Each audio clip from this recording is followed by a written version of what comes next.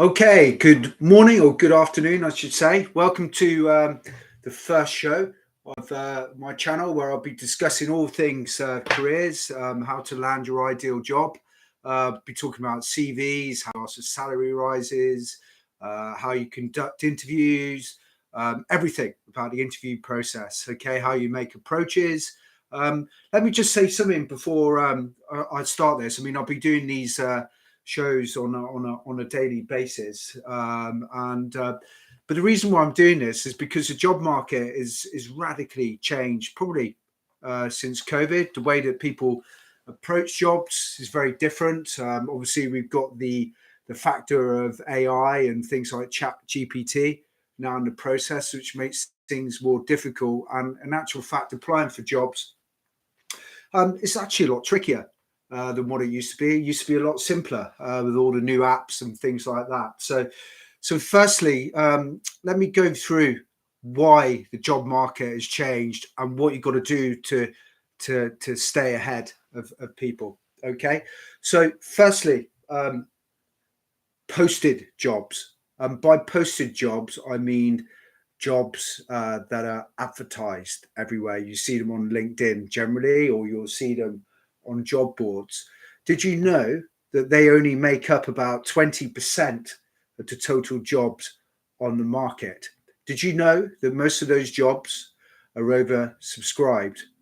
Did you know that most of the time, well, practically pretty much all the time that you make an application for that job, that your CV will be screened by AI or by someone actually in HR, but your CV will not go to a decision maker in that company. They're oversubscribed, they get deluged with CVs, and they only represent 20% of the job market. But most candidates that you speak to nowadays are only applying for posted jobs. Now, there's nothing wrong with applying for posted jobs, but all I'm saying is that you're jumping into a pool that's competitive, and if statistically it shows that you've got a 10% chance of getting an interview from a posted job, probably a lot less actually than that. And if you throw in other statistics like for every CV that every 4 CVs that you send out, you'll get an interview.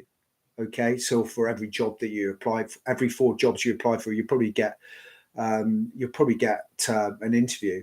And then the chances of getting an offer is for every 4 interviews you go to, you'll probably get 1 job offer. And then for every 2 job offers you get, you'll accept 1 of them. So statistically, your chances of getting a job on a posted job is about 0.1%, I would say. So, but yeah, everyone goes for that market. And fine, if you do it correctly. So here are my tips on approaching the posted job market. Firstly, how to apply. Okay, now you'll see the detailed job spec online, probably on LinkedIn. Now use AI, use Chat GPT, and tailor your CV for every job that you go for. Okay, so what will happen is when you send your CV in, it will get screened by AI, and if your CV matches the job spec, you'll get picked up. Okay, so that's a tip. Okay, obviously don't lie. You only give relevant experience which matches the job spec, but lean on Chat GPT because it's going to save you so much time, because literally making 5 applications is not going to get you a job. You have to send over 100 at least before you even start getting there. Okay, so you use AI. Okay, the second thing that I recommend when you apply for a posted job is that when you send your CV, you follow up so it gets noticed.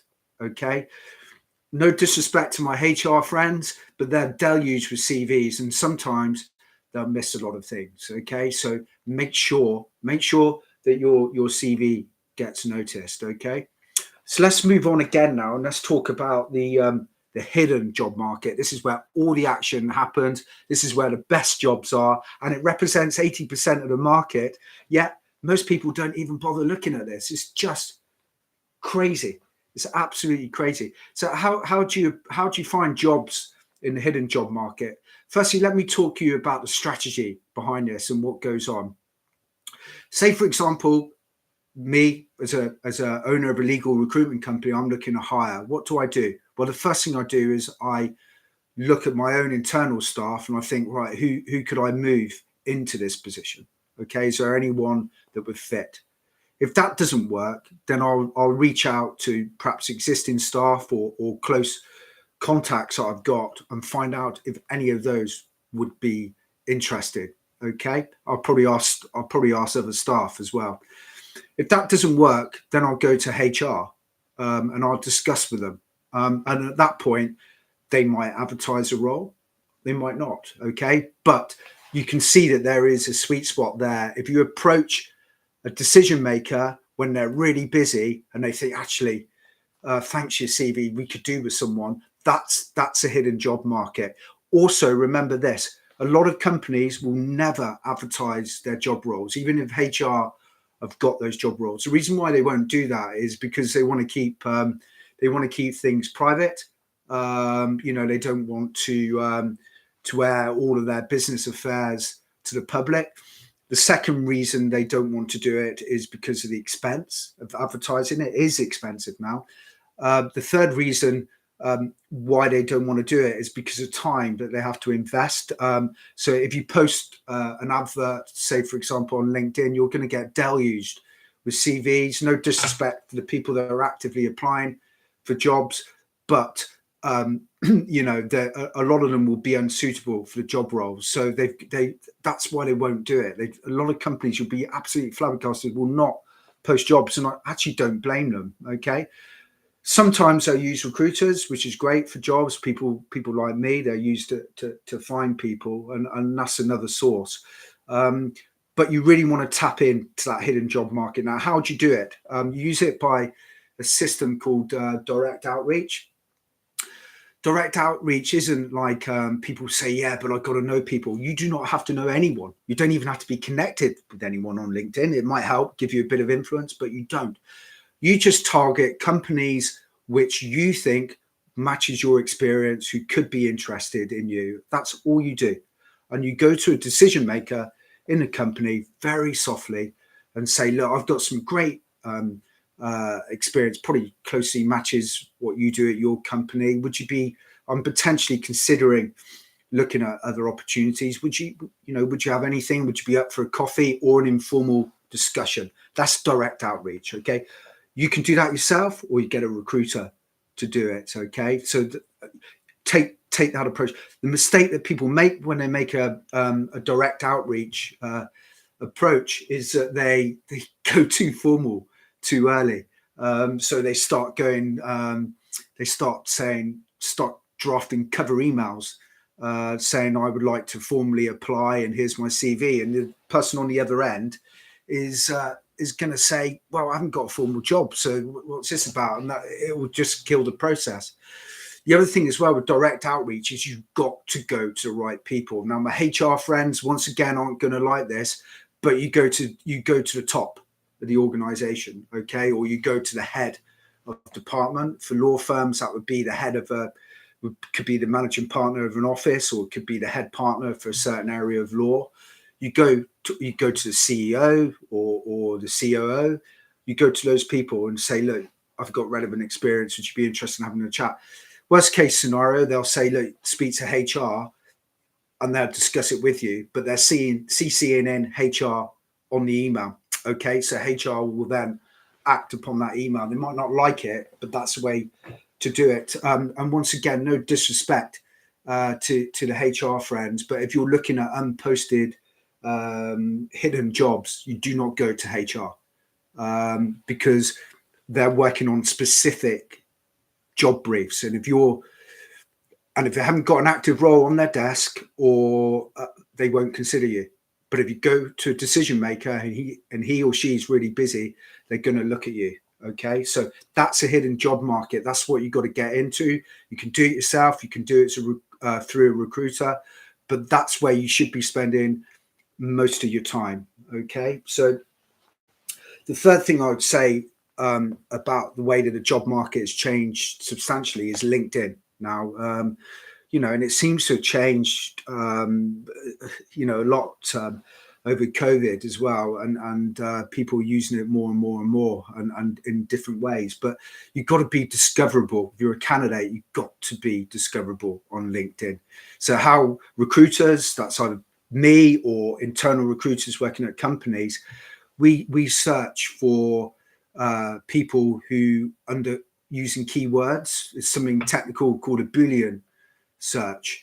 So, for example, I've done this on one of my videos. If I'm looking for an estate agent with lettings experience in Bristol, then I would simply code in to LinkedIn letting agents and Bristol and estate agents, and it will come up with all the estate agents in Bristol. Now, if you can understand now that you've got to have those words on your LinkedIn bio. So make sure you're discoverable. Make sure you're posting things as well on LinkedIn. Not all the time, but at least be visible on LinkedIn, and be careful. Be very careful of how you're commenting, because like employers now use LinkedIn really as a reference check.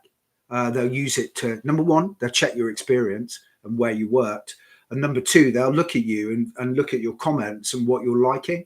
And there are some Chrome extensions which can even even assess your personality. I will definitely do a blog about psychometric tests at some point, because I don't believe in them. But there are, and it's quite dangerous, that sort of software. So be careful about what you're posting. To those people that are urgently looking, okay, please don't put open to work on your profile.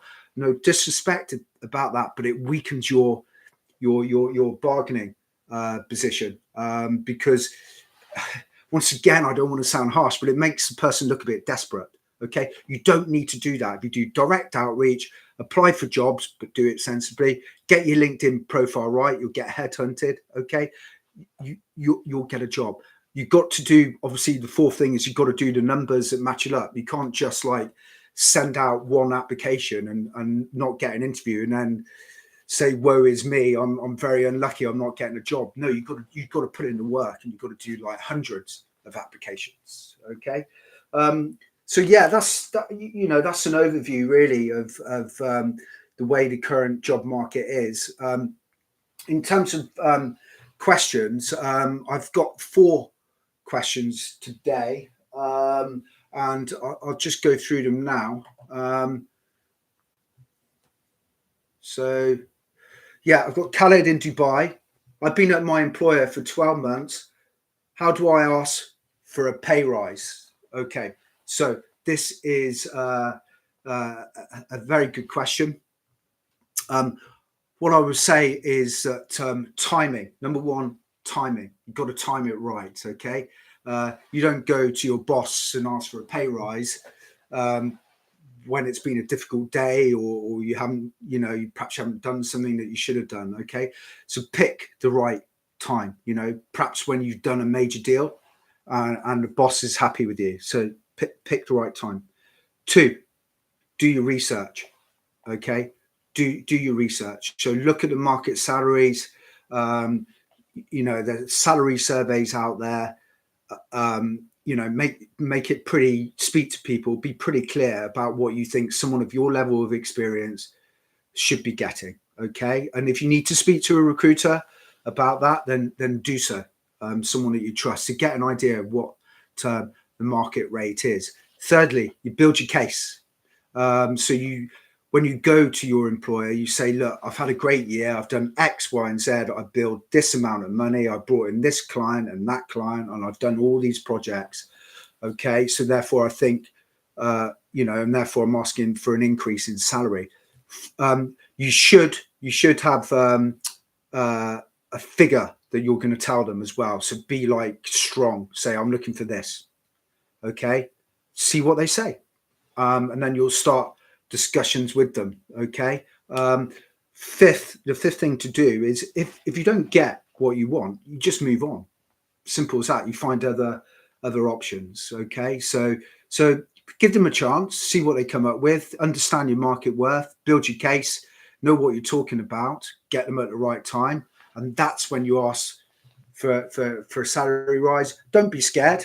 Okay, don't be scared to ask for a salary rise. You're only asking for what your market worth is, so don't be worried about that or feel uncomfortable. And as I'd say in some of my sports business podcasts, okay, you've got to have difficult conversations. That's what it's all about in business and as a leader.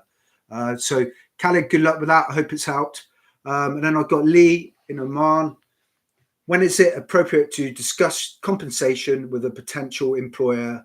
Should this be raised at initial interview or handled later at offer stage? Very good question.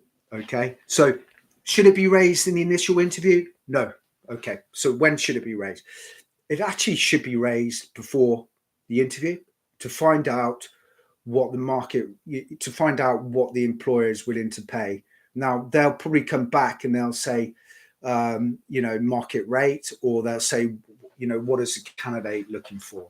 Okay. So what I would advise on that is ask your recruiter to see if they can find out.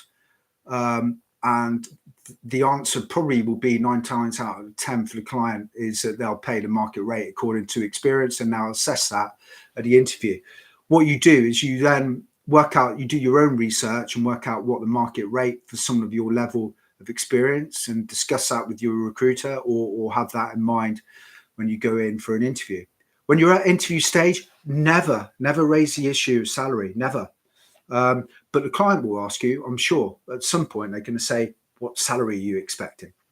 Okay. And you can fire back at them and say, you're looking at the market rate, or you can say, what are you looking to pay? They'll probably come back to you and they'll say to you, okay, what do you think the market rate is? And then you've got to say to them what you think the market rate is. Say you've done your research. This is a banding. You're looking for the market rate. If it's more than that, then you want to be paid to market rate. If it's less than that, then you're open to discussion. But this is your understanding of the market rate. So you need to know that if they try and corner you in an interview, which they'll do. Why do employers try and ask you what you're looking for when they know full well what they're looking to pay? They're doing it. Well, they try and, I don't believe them. They try and say, well, we do it because we want to see how strong they are at negotiating, which is absolute nonsense. They're doing it for 2 reasons. Number one, they're either trying to lowball you, or number 2, they're trying to filter you out of the process by thinking they want too much money. And if you want too little money, they think that person's not confident. They're undervaluing themselves. Why are they looking for way below the market rate? So just remember that. I mean, please discuss that with your recruiter before you go in. The best time to talk about salary is when you get an offer. That's when you hold all the chips, because they want to hire you. Okay, you've got an offer and you can negotiate with them at that point. That's the best time to do it. How do you negotiate? Well, you've got 2 ways to negotiate. You've got take it or leave it. Take it or leave it is when you've got another offer on the table and you can literally take it or leave it. Okay, then you can play real hardball with clients. Or the second is a bit softer, where you say, look, I'm really interested in the opportunity. Ideally, I wanted a bit more. What can we do? And you build up a case for why you want more money. So hopefully that helps. The third question I've got is from Mina in South Africa. Can you elaborate on the point about not applying for advertised jobs? Okay, yeah, I can elaborate. I think I did in my earlier answer. The situation about advertised jobs is it's not that I'm against them. I just don't think. I think that there should be less effort or emphasis placed on advertised jobs. They only make up 20% of the market. They're the most competitive jobs out there. Statistically, you've got the least chance of getting a job through a posted job. So I'm saying that you should focus your efforts on doing direct outreach to find those jobs that no one knows about. You've got less competition. You've got more urgency about hiring. People aren't involved in the process at that stage. And you statistically, the odds are very high that you're going to get the job. I mean, I've been doing, recruitment now for over 22 years, and I can absolutely 100% say the most success we have as a company is direct outreach. The least success we have is when we get clients instructing us on vacancies, okay, unless it's like we got it exclusively and it's a headhunt. Okay, so we get more success working with candidates and acting as their agents and doing a direct outreach approach. So those are the three questions we got today. That's the first one we're doing. Every day I'm going to try and do something around 12:30 UK time. I might not be able to do it every day. We're building this up, and I will answer any questions. I'll talk about issues. I'm doing it from the perspective that I think candidates need help and guidance. There's a lot of noise with social media, and what they need is perhaps honest, practical advice about how to get a job and how to advance their careers. It's a bit of a minefield out there at the moment. So I'll be doing this on a daily basis. Thank you if you watch this first episode. Thank you. Connect with me on LinkedIn, please. I'll drop it in the comment section. You can email me any questions, any queries that you have. I look forward to speaking tomorrow. Okay, have a nice day.